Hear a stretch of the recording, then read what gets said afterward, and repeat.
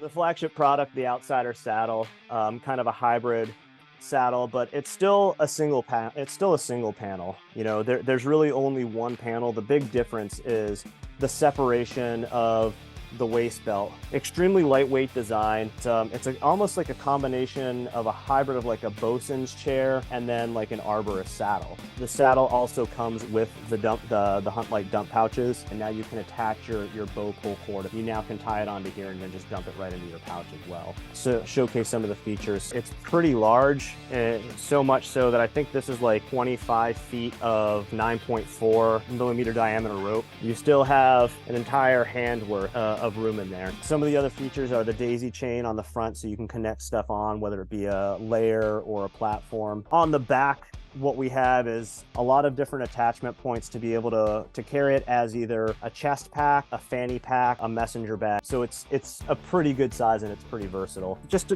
little preview. Slow. Okay. All right, people, welcome to another Hunt Fish New England podcast.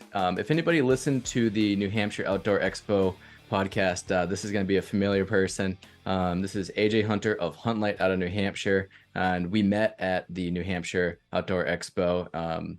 AJ was just 2 booths down, and it was a great surprise. We've been looking for a saddle company or just a general hunting company that's a little bit more new and following the trends in the hunting world. And we were super stoked to meet AJ, and we're very fortunate to have him on tonight. So AJ, thank you again for coming on.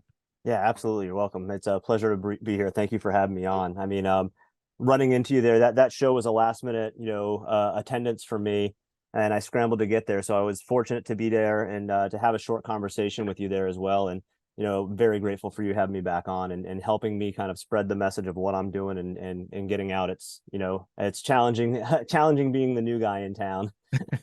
For sure. And but just going back to the expo, Dan Kenny, who puts on that show, I think does a great job bringing everyone together and really motivating the up and coming companies, but also the established companies, getting them into that venue. So we got to give a shout out to Dan for what he does. Yeah, absolutely. That's a great venue. I'm definitely going to be going back to that one again. Yeah, it was funny. I grew up like playing lacrosse there, like coming in kind of slow on some Saturday and Sunday mornings in high school, and it was nice to be there at the Dome for a different purpose. So it was more productive than usual. Oh, that's really cool. That was my first time in that actual building, and that airlock system kind of threw me off. That was a little weird. For sure. Yeah, the rumor is that if you go out the emergency exit, that the whole thing deflates, but I don't want to find out the hard way. All right, AJ, tell us about HUNTLYTE. Tell us about how you got into it, and just some of your life experience that led into you creating HUNTLYTE. Cool. Yeah. So HUNTLYTE is a saddle hunting company that I started back in 2019, 2020 at this point. Years at 2023. Yeah, it's like 3 years old, but this is my second year in retail. So do the math. So I got into it just from I started hunting, during the pandemic, got into doing that. After some injuries from my time in the military, I wanted to get into bow hunting a little bit more, tried it from the ground in New England. Not really practical if you're hunting from the ground in New England, without a blind over a field or anything like that. Those guys that do it are really, really good hunters. So I wanted to elevate a little bit, and I didn't want to carry a tree stand. So I tried on a few other saddles. I kind of go down the rabbit hole. I get hyper focused on things. So when I find an interest in something, I really go down the rabbit hole, and I looked at a few different brands. As a lot of people find, it was hard to get my hands on a saddle to try one on. So I was limited to the few that I was able to try on. And with the physical issues that I had going on, they just weren't comfortable enough for me. With the experience that I had as a climber, I saw some deficiencies in the systems that I thought that I could improve upon.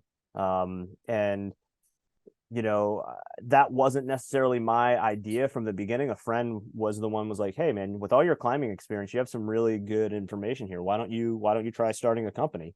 And I hemmed and hawed and kind of kicked the can down the road for the first year, and then made some decisions in my life, made some good changes, and then just kind of in January of last year, really just kind of jumped head in and really committed.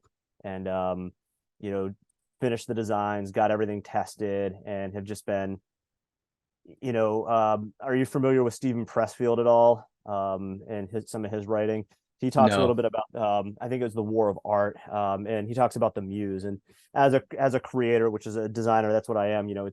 I unlocked one. I took that one step, and then it's just like a floodgate has opened up, and it's really cool for me to be able to look back and reflect in just the past year and see how everything's starting to come together. Yeah, and I was listening to a podcast earlier. We won't get into names and all that, but there's a multi-million-dollar company, and they said exactly that. They're like, it takes multiple years just for brand recognition, but once you start seeing the wins, you can get to see your creative process come to life.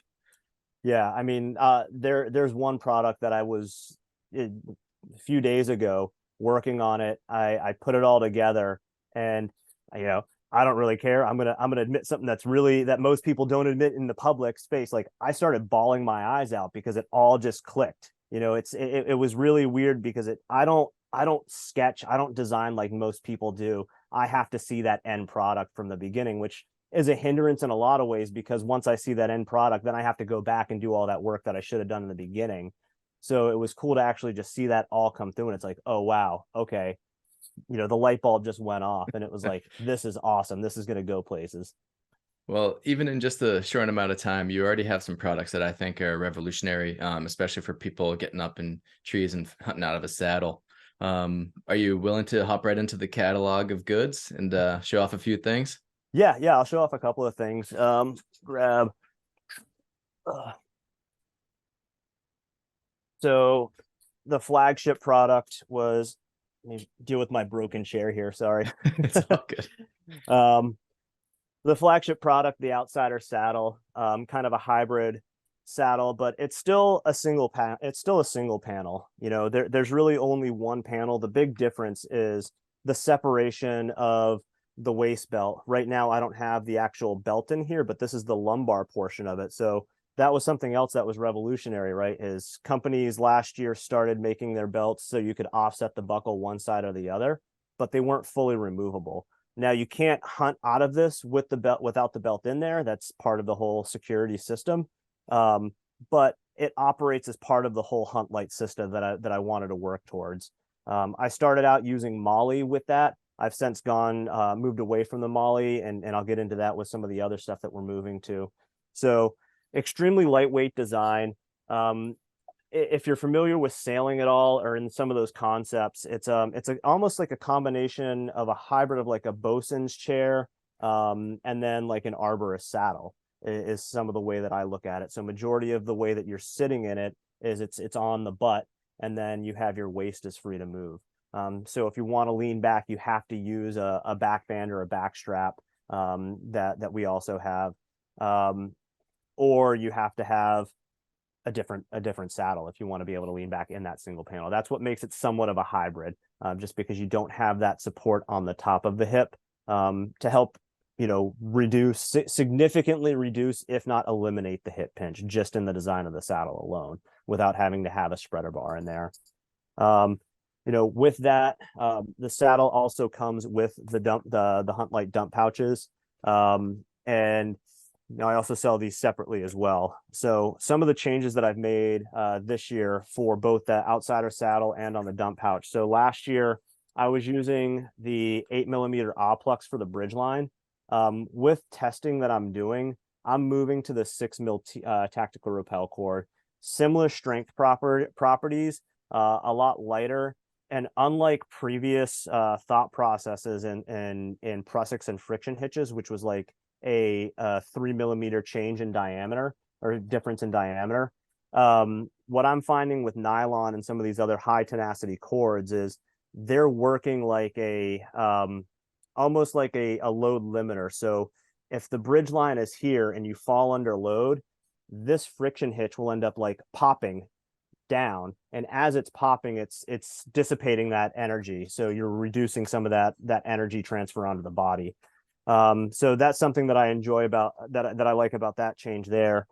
Something significant, I am keeping the compatibility of the Molly with other saddles on the dump pouch, but I'm going to a slick back, no more metal slides, and this is just going to slot right onto the bag.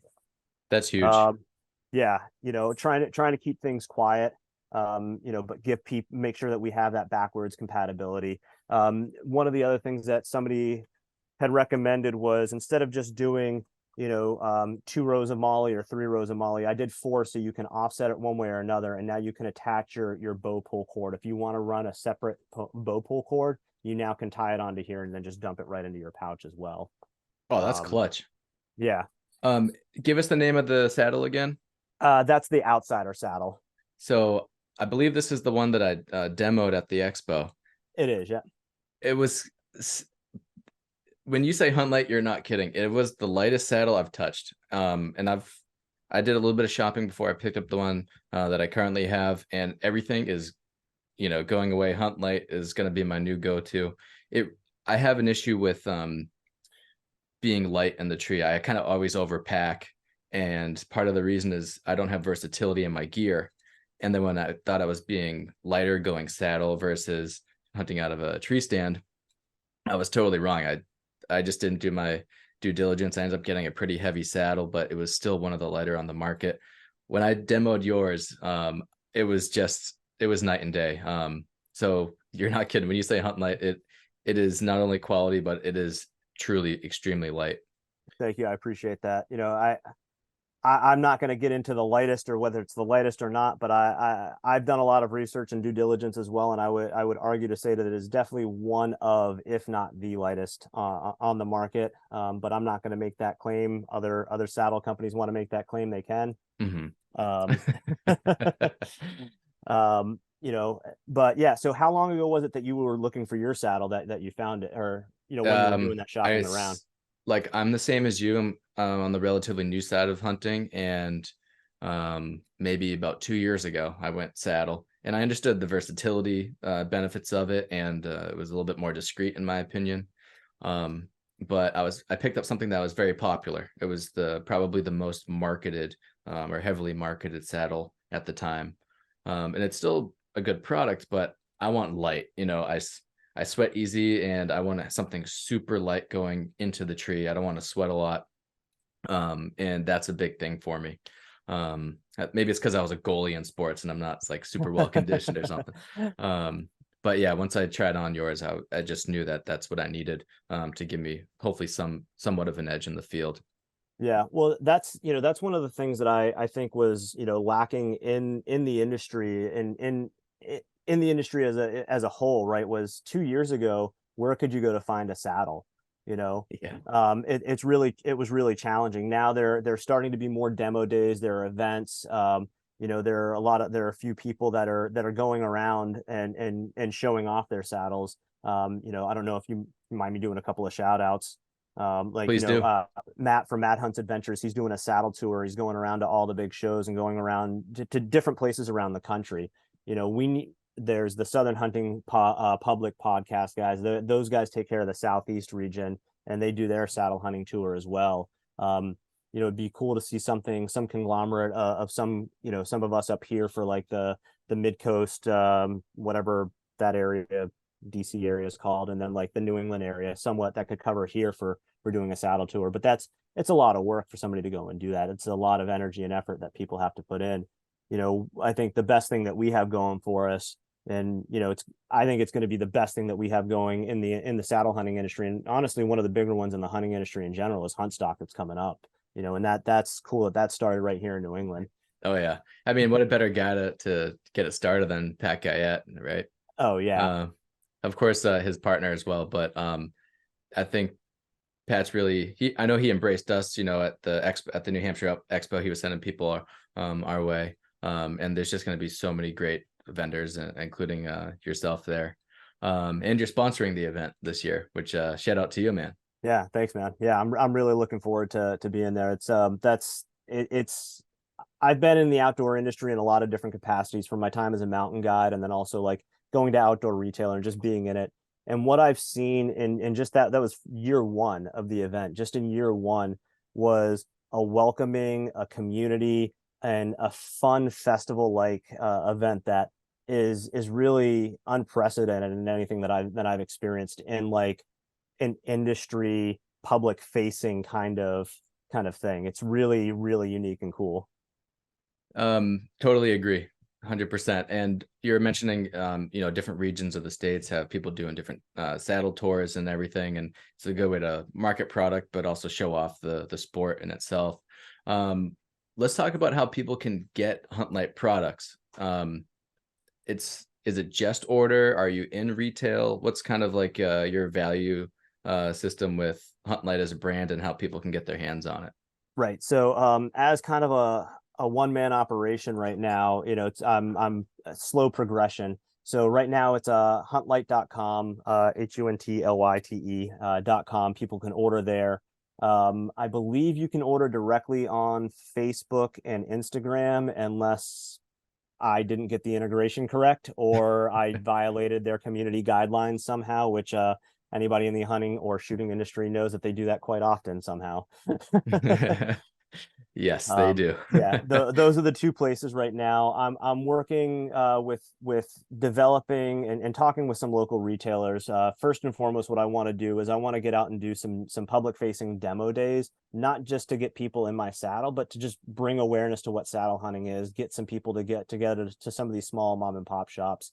And that's kind of my big focus right now, is focusing, as local as I can for me, which is North Conway, and then kind of expanding out to some of the shops. So the ones that I'm hoping to be able to get into at some point, or at least look at and communicate with and get a public facing demo, is LL Cody up in Errol. There we go. Brain fart for a second. Coyote Creek down in Rochester. There's Mhm. Chet's Bow Shop over in Standish, Maine. He's pretty close to me. Morris's Sporting Goods over in, is that Pelham, that region of New Hampshire. And then I know there are a couple other small ones down, or there's a couple of few larger ones down in the Massachusetts area. And I need to learn a little bit more about Vermont, but that's kind of the way that I'm going to focus on the retail side of things now, is getting into the small mom and pop shops first. That's kind of just where my values lie. And that's one of the great things about being such a small company right now, is I can just focus on where my values are, and allow that to kind of steer how it goes. And hopefully that's going to steer it in the right direction. Sure. Well, we're definitely not going to veer away from the HUNTLYTE catalog without talking about the attack pack, because whether you hunt, fish, I don't know, bird watch, do anything outside, I think the attack pack is something that's extremely versatile that I do think is absolutely unique to HUNTLYTE. You got one handy to show off for us? Oh yeah. So and even with this, man, like this has kind of been an evolution. You saw it at that stage where it was rushed, in my opinion. I put the cart before the horse. I wanted to keep up with the Joneses, and it was turkey season. I got to release a turkey pack, so the concept was there, but I didn't perfect it. So this is one of the ones that I had done more recently, and so showcase some of the features. So one of the biggest things is the carrying capacity and how it carries. So it's pretty large, so much so that I think this is like 25 feet of like 9.4 millimeter diameter rope. So that's stuffed in there right now. You can kind of see how it fits, and I'll zip it up just to kind of show that profile. And what I really love is that wedge shape. Um, Yeah. but when I open it up, still, hopefully the camera can pick that up. Look how much room is still in there. You still have an entire hand worth of room in there, so you can fit your entire saddle. I haven't seen what else you can. I have. It's on the website. I've got a bunch of pictures. I've got a bunch of stuff, and that was with the previous version, which was even smaller. So that's the big thing, is the shape and the size for such a small pack. You have a large front outer pack here. The Velcro on the front pouch is going to be an optional. It might not be camo color coordinated. I'm running small business, limited colors what I have. But I'm also going to be moving the patch down here, so it's going to be even smaller. More importantly, what I'm doing is on the inside here, one of the optional points is going to be a strip of Velcro loop for a fly patch. So if you want to wear it as a chest pack, you have a little spot that you can keep your flies. Nice. Really, really handy. Some of the other features are the daisy chain on the front, so you can connect stuff on, whether it be a layer or a platform. And then again, on the bottom. On the back, what we have is a lot of confusing looking stuff here, but it all works together in the system. So we have a lot of different attachment points to be able to carry it as either a chest pack, a fanny pack, a messenger bag. You can configure it. What it comes with is a single 1-inch strap that's about 40-ish inches long, 43 inches long or something like that. So it should accommodate most people to wear as a fanny pack or the messenger bag. And then combined with our like shoulder strap and harness system, it can integrate into that and wear it as either as a chest pack or as it can connect directly onto the belt or your saddle, and wear it as a butt pack directly that way and just access it from the back. We also have a small pocket right in here where you can put a knife or 2 turkey strikers fit perfectly inside there. And then folding it in, we've got a little bit of orange in there to kind of bring a little bit more visibility in low light situations. And then an entire panel on the back of loop Velcro. And then a couple of attachment points here for future products that we're developing. So one of like the most versatile small packs that's out there. You can fit,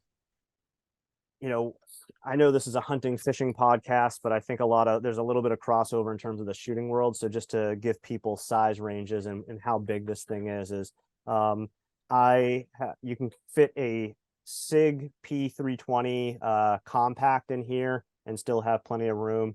You can fit 3 AR magazines and an individual first aid kit in here and still have a little bit more room. So it's a pretty good size and it's pretty versatile in a lot of different ways. So with that, I'll give you a preview of the shoulder straps too, and kind of how they work, what they're kind of integrate with.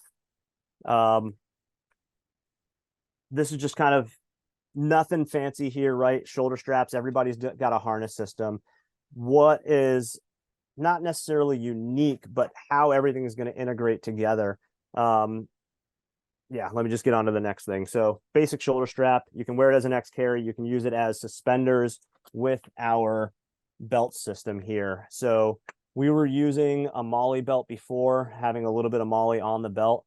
I'm a big fan of the inner and outer belt system, even with the Velcro. And yes, I know I'm going to catch flack from that, especially from the hunting community, but Velcro has its purposes and it has its uses. So all of the belts are going to come, all of the saddles, the outsider saddles and the new saddle will be coming with the inner belt that has a slightly padded loop Velcro, and a couple of attachment points on here, which are really important. You can also wear it reversible and just use the camo, so you don't have to have the Velcro shown.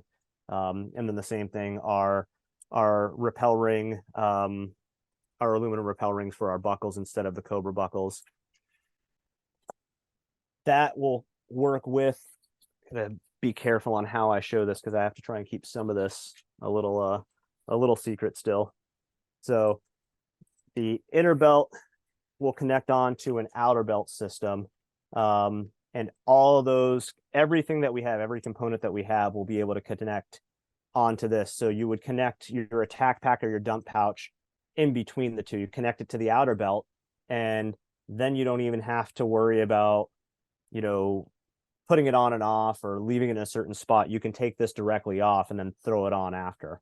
Mm-hmm. So you can put your saddle on and then put this on.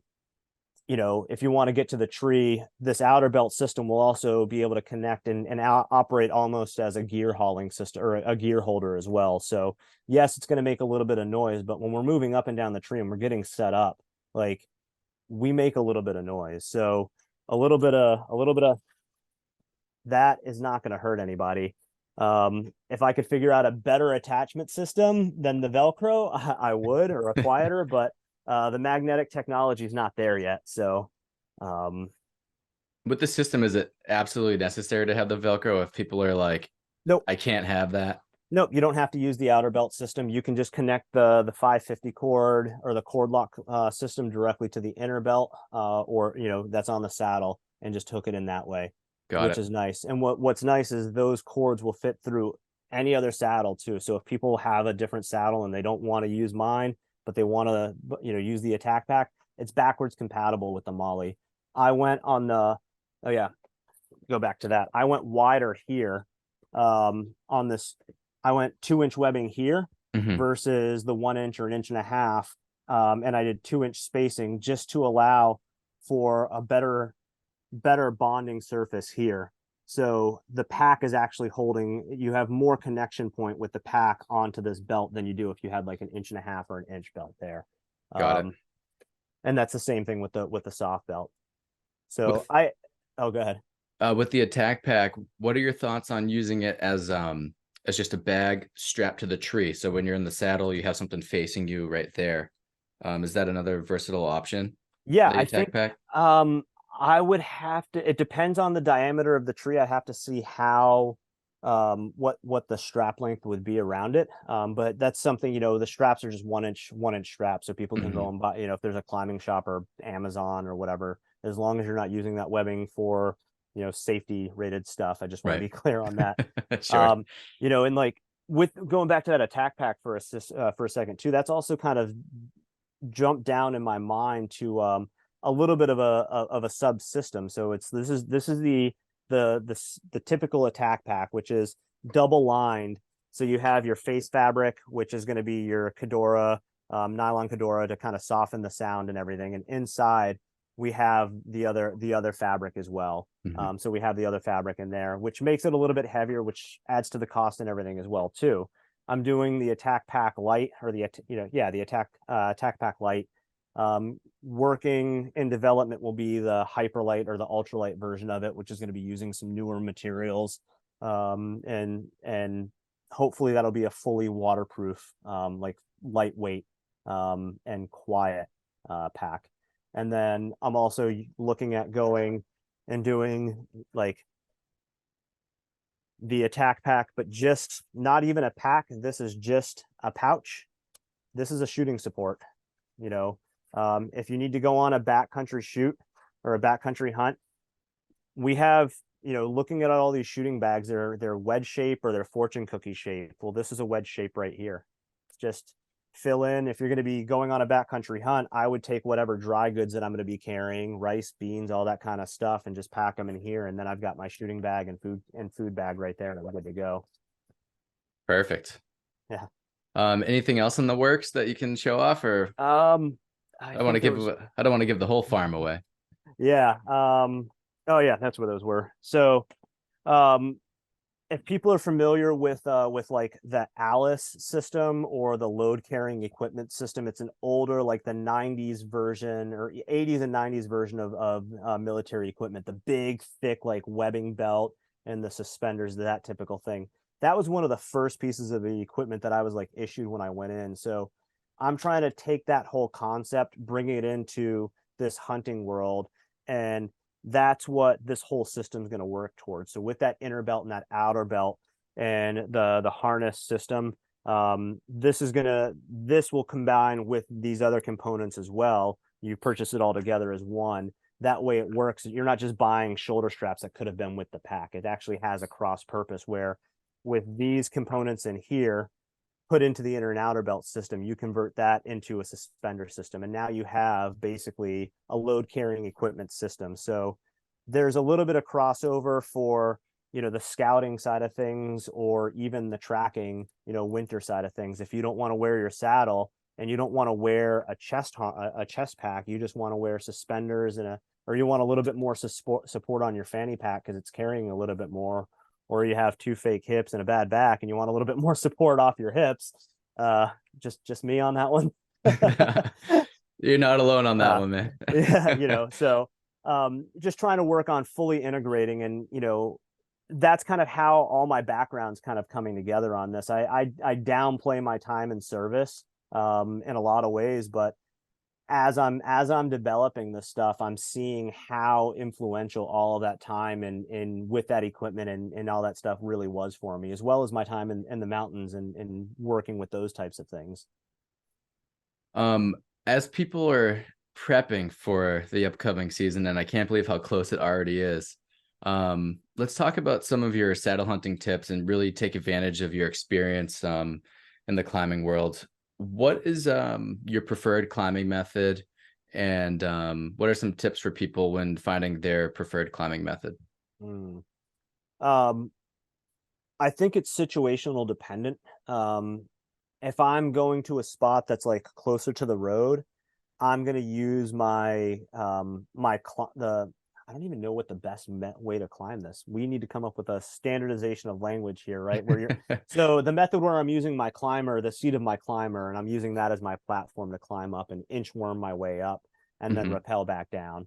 I'll use that if I'm staying closer to the road, or if I know that the area that I want to hunt has trees that are more or less like limbless all the way up. Right. Um, but other than that, my typical way that I've been doing it is the two tether method, which is along the same lines in terms of like operational steps as the one stick, but it's just a little bit lighter and it uses a second tether and an aider, a rope aider to go up and down with that. So you're stepping on the rope aider, sliding your rappel rope up, weighting it, and then like you would with your climb with your one stick where you would reach down and grab it, you're just reaching down, sliding your tether up, and then going from there.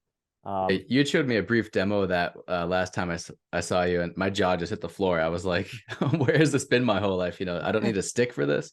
Yeah, that looked absolutely versatile. yeah, I like that, and then a lot of the times I will SRT, up after. So I'll go out and I'll set up either one of those ways, and then I'll go back the next day or 2 days later and set my stuff up.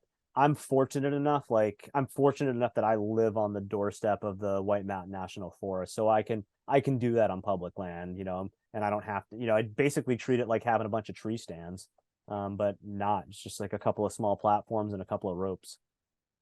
Got it. How often do you think people should be practicing leading up to preseason, especially if it's somebody who's maybe converting from tree stand to saddle hunting? Yeah, that's a good question. I think it depends on, like, everybody learns differently and everybody has a different experience level. So you have to understand how you learn and how confident you are with understanding new techniques. But I would say at a minimum for the average person, once a week or once every other week. If you were to start right now, I would say once a week. But if you were to have started back in like May, once every other week until like August, and then bump it up to like once a week and Hmm. change things up. I think part of that too, that doesn't necessarily mean like being out using that stuff. That could also be spending an hour on YouTube looking at other things, like looking at saddle hunting techniques, but also looking at climbing stuff, looking at high angle rope rescue stuff, rigging, looking at videos in that, because that's the most complicated aspects of the stuff that we're going to do, but it can kind of get you thinking of other stuff and get you thinking outside of the box. But thinking about the basics, it would be just practicing tying your knots, getting familiar with being off the ground if you're new to it in general, right? Hmm. So there's different layers and there's different levels of how people can practice. But I think at a bare minimum would be, once every other week. I do that, that's my bare minimum that I'm practicing. But I'm also on a mission now of shooting arrows every day, and I've kind of given myself, it's like 1 or 100, just shoot. Doesn't matter how many, just shoot. Yeah, I'm with that. I also noticed too, like when I made the move from tree stand to saddle, that it just hits a whole different group of musculature.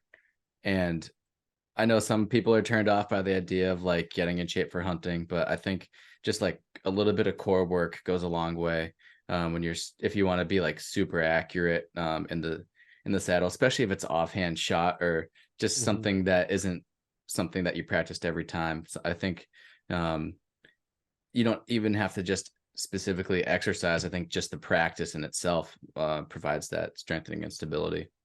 Yeah, and I think honestly, like practicing shooting from a saddle is really fun.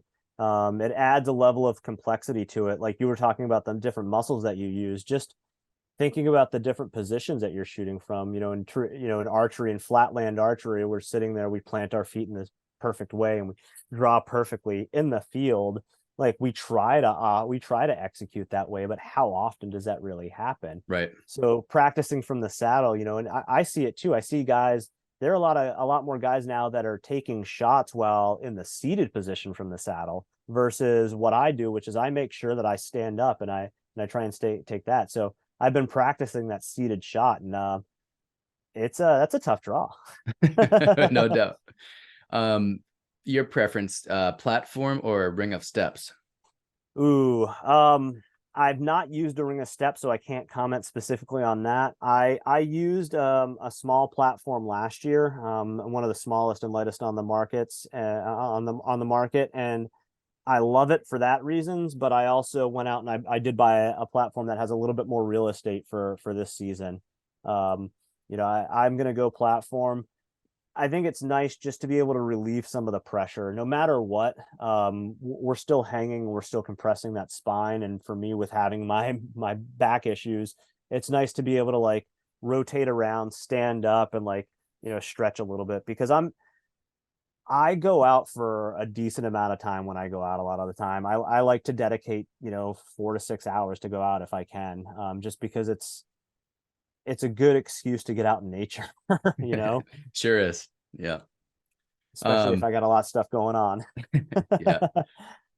Yeah, I'm with you. I'm with you. Final question, wearing the saddle from vehicle to tree or transporting it in a pack and then changing at the tree?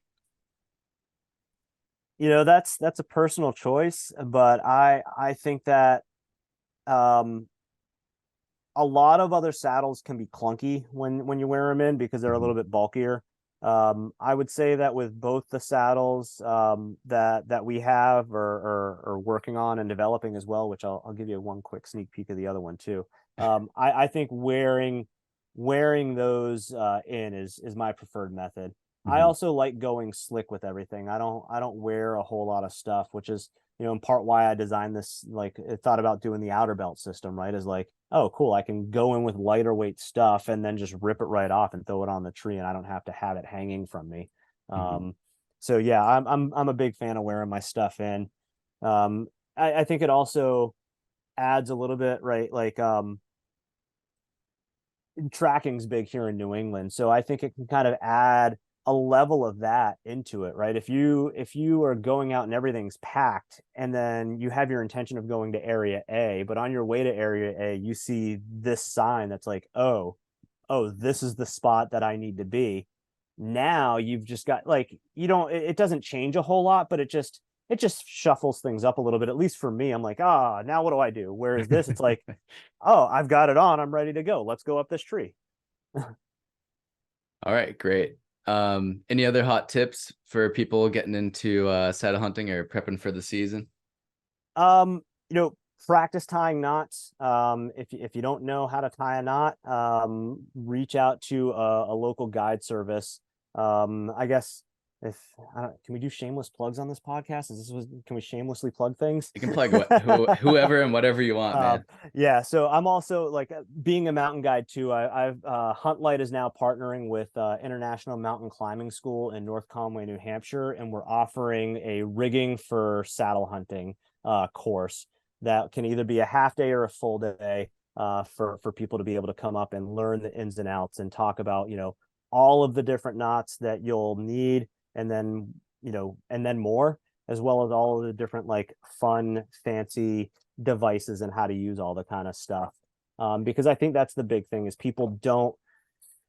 What I've seen, at least from the outside perspective, is people seeing things on YouTube, trying it out, and then that's the way that it goes, and just kind of perpetuates that way. So whether it be going through this guide service or any other guide service, hiring a guide if you're unsure of the knots and the devices and how to use that kind of stuff, that would be one way.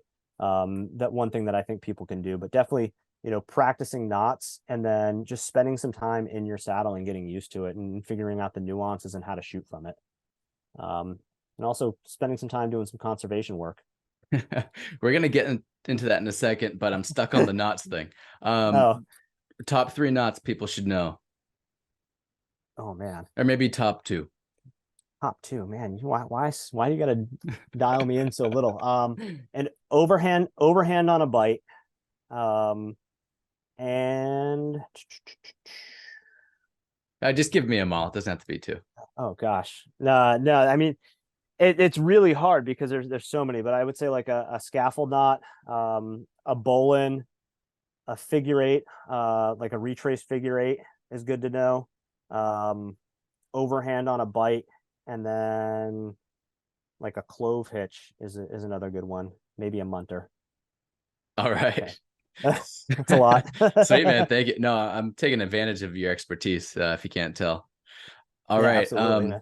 You mentioned a few things, which leads to our next topic.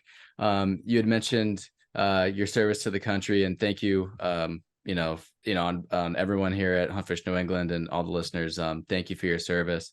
And you also mentioned conservation. Why don't you talk about your recent initiative with the New England BHA AFI and your involvement with AFI? Yeah, definitely. So my involvement with them is I've been talking with them about trying to work about being the New England coordinator, or excuse me, not New England coordinator, the New Hampshire like contact person for the AFI initiative, their Armed Forces initiative specifically. Timing hasn't really worked out to be able to jump on a call yet, but I've got to make that happen sooner rather than later. But what I've done recently is um, again, kind of going back to values and ethics, right? Like as a business, I'm I'm not a big fan of running sales. So from here on out, instead of running sales during the typical time of running a sale, I'm going to run one of these like contest giveaways that's also going to give back to charity. So I announced on the 4th of July that from the 4th of July to the 4th of August, any purchase that runs through that comes through HUNTLYTE, 10% of that is going to be going back to the Backcountry Hunters and Anglers Armed Forces Initiative New England chapter to kind of give back to conservation efforts. But that's that doesn't give the customer anything, right? What does that do? Ooh, I did the feel good. I gave back to charity. But what that does is that gives somebody the initiative to be, or not the initiative, it gives them the opportunity to win the whole HUNTLYTE system. And I think that's huge, right? Like it's a lot of stuff. But the whole HUNTLYTE system includes your choice of the outsider saddle, or I think I'm calling it the transformer saddle, an attack pack, the suspender system, the inner belt, the outer belt, the whole kit and caboodle. One person from those people that purchased during that time frame will be chosen to win that, and I'm going to do that drawing on the Saturday at Huntstock, and then we'll record that and I'll post that evening. um, That's awesome, man. yeah. You know, you also mentioned if you're doing the donation instead of like the sale, like what's in it for the buyer, right? I think there's a lot in it for the buyer. Go back to our previous episodes. We talked to Chris Bargotti in episode 7, who's the New England coordinator for BHA, and then we talked to Cody Fongemi, who's the AFI coordinator for New England, and they both delve into all the great work that BHA is doing. So just the fact that you're giving to them, I think, means more than a sale to people buying HUNTLYTE. So thanks for doing that, man. And I think it means a lot to BHA for sure. Yeah, I mean, and their mission really means a lot to me. I've gone, since separating from the military, I've gone all sorts of different directions, from like being a high altitude mountaineer to being a climbing guide and like a mechanic and all this just random crap, right? So when the outdoors did end up coming back in my life, wasn't until like 2014-ish, 2012-ish that, and I separated from the military in 2009. I took a few years off from being outside because I hated sleeping in the dirt. But reconnecting with nature and refining that again, and learning more about, like, especially here in New England and our access and the lack of public lands, it's really necessary for us to maintain not just access, but maintain the landscape in and of itself. I'm not a landowner, but I take ownership every piece of land that I step on. That's something that I really try to do, and I think that's really important, especially here. New Hampshire, you're down in Mass, right? Correct. So like I don't know, you guys still have like the common law kind of stuff where if it's not posted, you can go on it. It gets a little, it depends who you ask. Right. Yeah. So, Um, that's one of the beauties about like New Hampshire and Maine specifically is like we mhm. keep that we're keeping that tradition and heritage alive, but it's constantly at risk, that Yep. that being able to access on public land. And 90% of New Hampshire, I think, is publicly owned, or 98% or something like that. It's publicly, or excuse me, privately owned, not publicly owned, privately owned.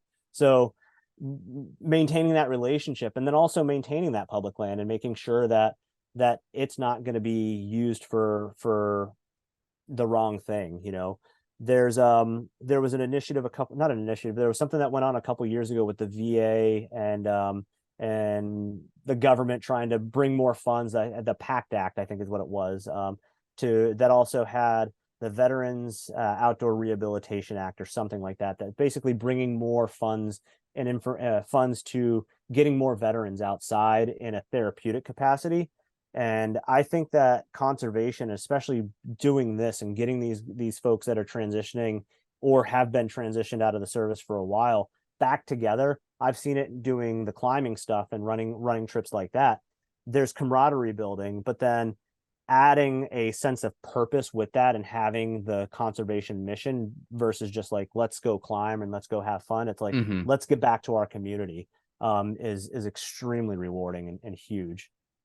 Yeah, when Cody was telling me his perspective on some of the stuff, when I was talking with him about the different conservation missions that AFI is doing, I was like, it would just, it all clicked for me about just like how amazing it is. So it just must be absolutely incredible for for veterans and service members to get involved in those type of initiatives and give back to the community in that way.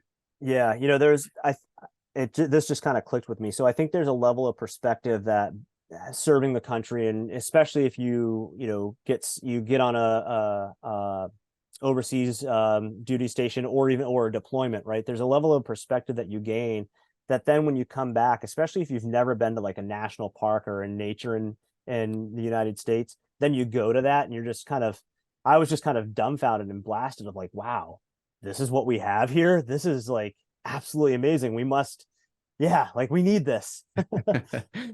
I was just speaking of conservation, just kind of a side note. I was watching the Brad Leone series, The Local Legends. I don't know if you've watched that at all, but Nah. Jeff Klain from Brackish Outfitters was on it. He was on one of our earlier episodes. Yeah. He's a fly fishing guide down here in Mass, and an incredible rod builder. But it's a great episode. You got to go check it out. Even whether you fly fish or not, it's a good watch. Oh, awesome. But built into that was speaking to what you're talking about just conservation and how it's unique to New England and all the, or how like specific conservation things mean a lot in New England, because it's such, even though it's 6 states, it's still not that huge of land, but it's highly populated. And Mm-hmm. without conservation efforts, not only are we losing habitat, but we're affecting the habitat that we still have. So they go into a really cool deep dive in a very like humorous and informative way. You'll know once you watch it. Okay. Yeah, I'll But definitely about have to. like conservation led by different groups for conserving the local brook trout, the native brook trout. Oh, um, awesome. so yeah, it's and I'm sure those would be things that AFI will be involved in the future. So yeah, it's a great watch, but it's similar to what you're mentioning. A little, you know, all these organizations coming together makes a big impact, especially for the heritage of hunting fishing in the future.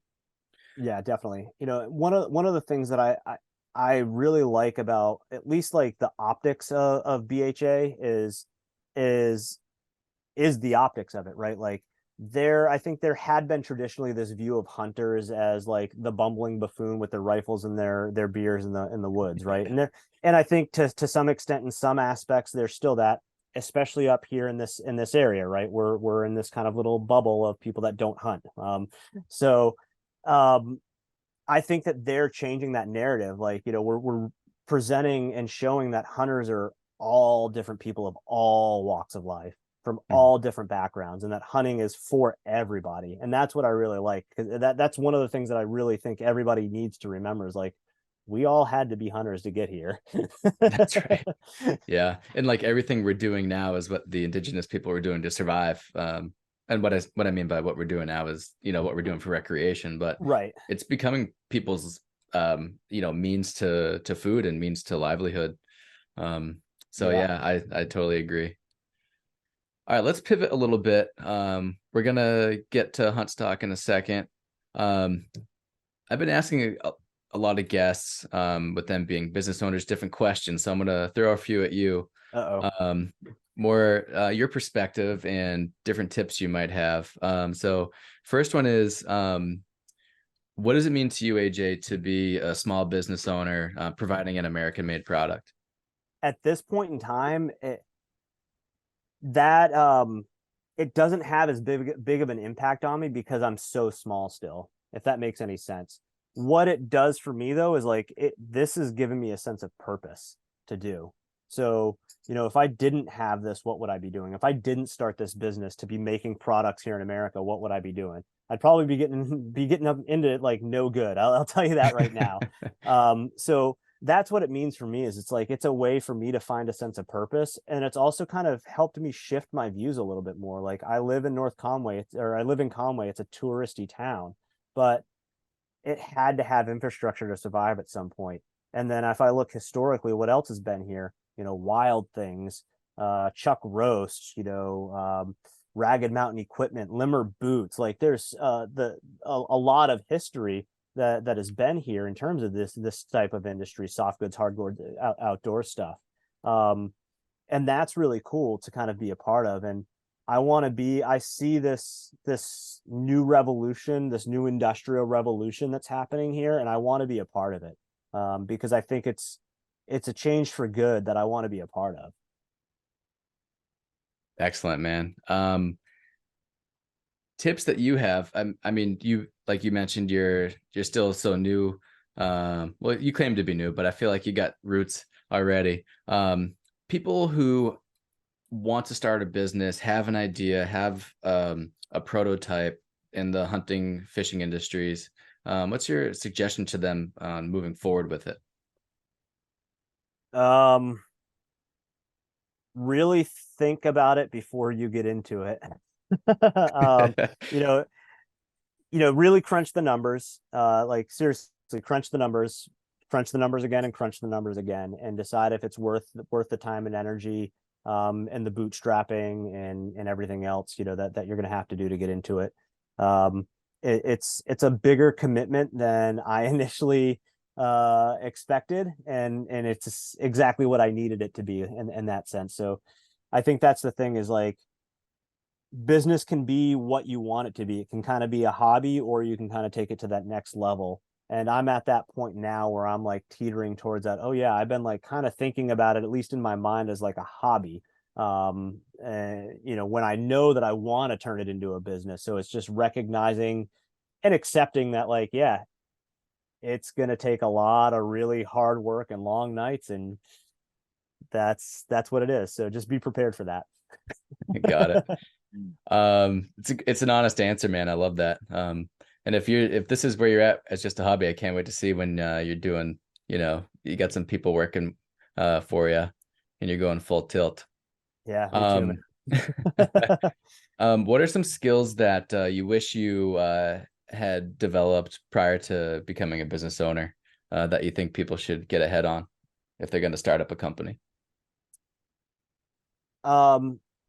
So I mean, mine's a little different. I definitely struggle with, like, I have ADHD, and then that's compounded with all the other stuff from the military. So every part of the executive functioning aspect of the brain, I wish I had dialed in before I started the business. If I could figure out the organizational aspects, but seriously, like having some sort of system dialed in, it would definitely be the most beneficial thing.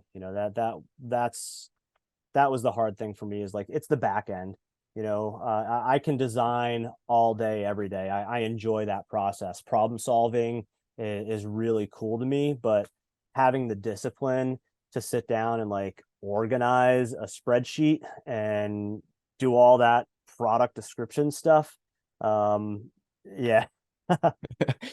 We hear that a lot. So yeah, you're not alone on that one. But no, it's again, it's an honest answer. But I think that's also a strength of HUNTLYTE is that you're in it for the passion of it and you still have that creative edge. You're not extremely focused on everything being perfect administratively. It's like you're in it for the right reasons. You want to provide a quality product and really revolutionize the game.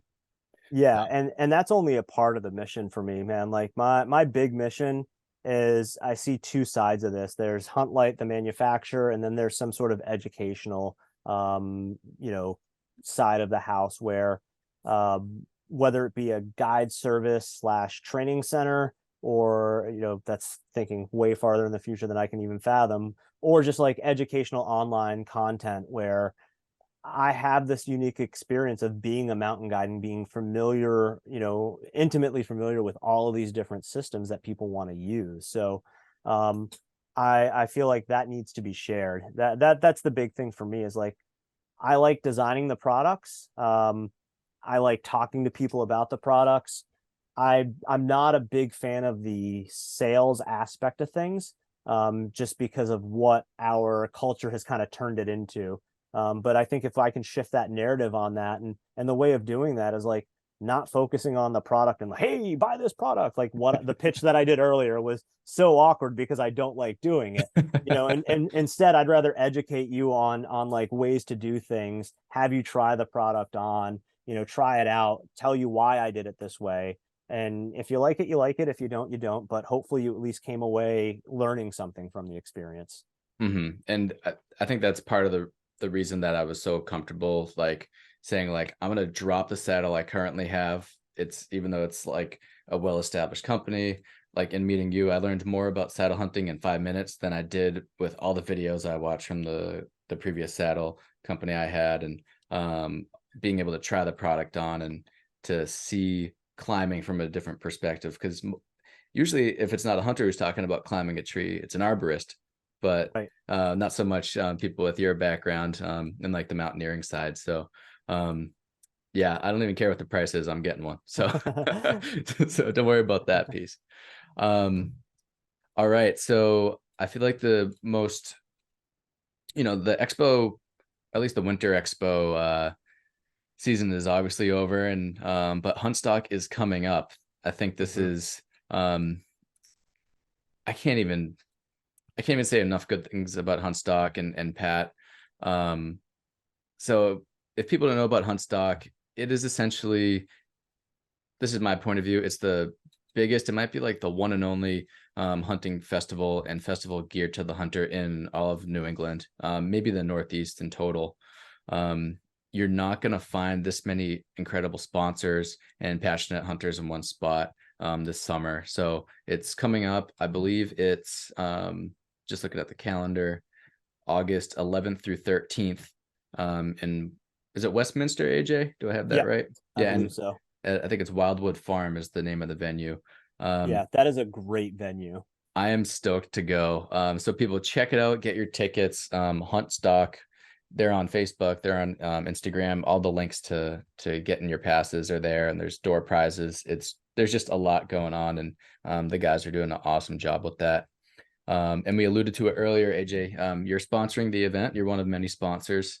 Yep. Are people going to be able to see you at Huntstock and get to chop it up with you?